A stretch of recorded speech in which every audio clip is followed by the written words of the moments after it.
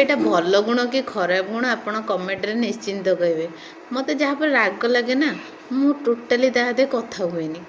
କାହିଁକି ଜାଣି ମୋତେ ରାଗ ଲାଗିଲା, ଧର ତାପରେ ରାଗିଛି ମୁଁ ଜମା କଥା ହେବିନି ତା ଦେହରେ।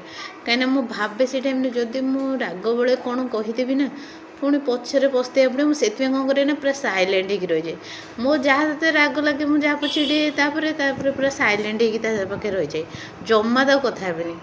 ଆଉ କାହିଁକିନା ମୁଁ ଜାଣିଛି ମୋର ଘଣ୍ଟେ 2 ଘଣ୍ଟା ପରେ ରାଗ ଶାନ୍ତ ହେଇଯିବ, କି ନହେଲେ ଗୋଟେ ଦିନ ଲାଗିବ ଶାନ୍ତ ହେବାକୁ। ମୁଁ ସେଥିପାଇଁ ପୁରା ସାଇଲେଣ୍ଟ ହେଇକି ରହିଯାଏ, କିଛି କହିବିନି। ମୁଁ ସେ ତାର ମାନେ ସେମିତି ହେଉଥିବ, ମୁଁ କିଛି ରିଆକ୍ସନ୍ ଦେବିନି, ମୁଁ ପୁରା ସାଇଲେଣ୍ଟ ହେଇକି ତାଠୁ ଦୂରେଇ ଯିବି। କିନ୍ତୁ କିଛି ଲୋକ ଅଛନ୍ତି, ମାନେ ସେ ଲୋକ ପଛରେ ତା ବିରୁଦ୍ଧରେ ଏମିତି ଗପୁଥିବେ, ଏତେ ଜୋର ଗପୁଥିବେ, ମାନେ ଯେମିତି ପୁରା ଶତ୍ରୁ। ମାନେ ତା ଦିନ ରାତି ଗପୁଥିବେ ପଛରେ, କିନ୍ତୁ ତା ସାମ୍ନାରେ ଦେଖିଲେ ପୁରାପୁରି ଏତେ ଭଲ ସେ କଥା ହେବେ, ଯେମିତି ମାନେ ଆଙ୍କ ଭିତରେ ଏତେ ଭଲ ପାଇବା ଅଛି ସଂସାରରେ ନାହିଁ। ମୁଁ ଏମିତି ନଟଙ୍କି କରିପାରେନି।